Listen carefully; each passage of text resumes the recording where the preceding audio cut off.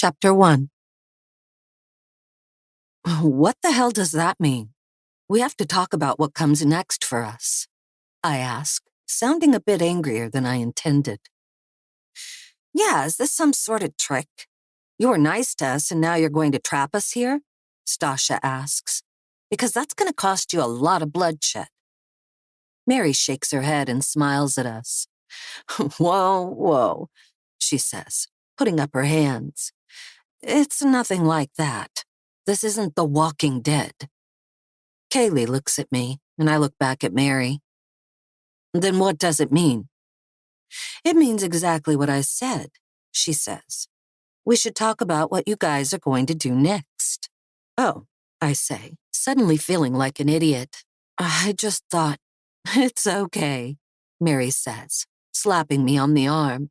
I get it. Trust is a thing of the past. Not if you find the right people, I reply, my eyes passing over our little group and ending with Mary. She smiles at me and chuckles to herself. That's very true. As for us, I say, we have to move on. Mary nods and sighs. I won't say I'm happy about it. We certainly could use people like you. It would have made us stronger, but I understand. We all must find our place in this new world. Yeah, that's for sure. Do you have to leave immediately? Mary asks. I look at the rest of the group. It's not like we're on a schedule, I reply. But can you give us a few minutes? Of course, she says, before collecting the wrappings from lunch and tossing them into the cardboard box. After Mary heads back across the little park, toward the store to return the box, I look at the others. I'm not going to make this decision alone, I say. We need to talk about it, and then we'll decide what's best. The others nod, and I sigh quietly. We sit for a few seconds, and no one says anything. If no one's going to start, I guess I will, I say.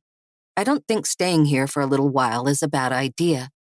Heather is still recovering and could do with some time off the road. I'm fine, Heather says. I look over at her and frown.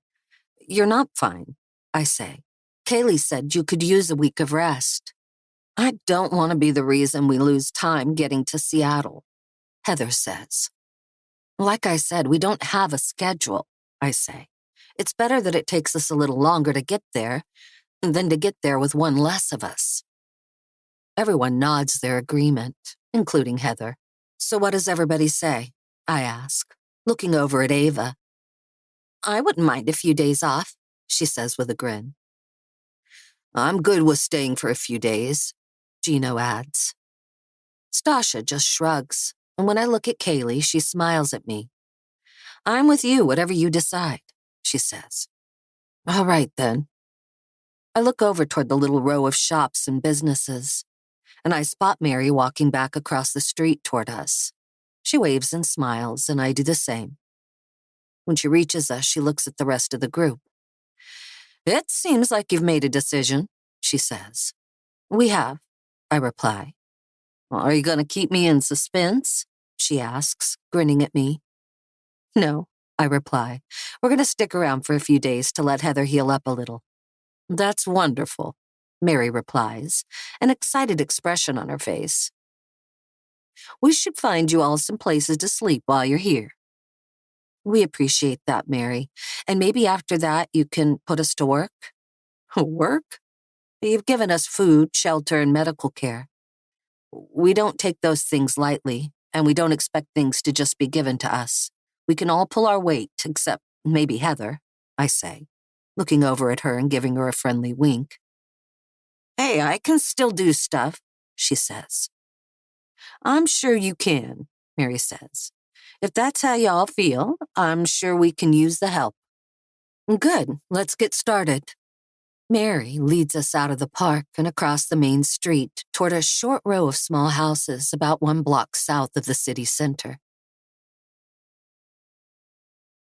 To keep listening to this audiobook, I've left you a link in the description so you can do it, at no cost thanks to Audible's 30-day free trial.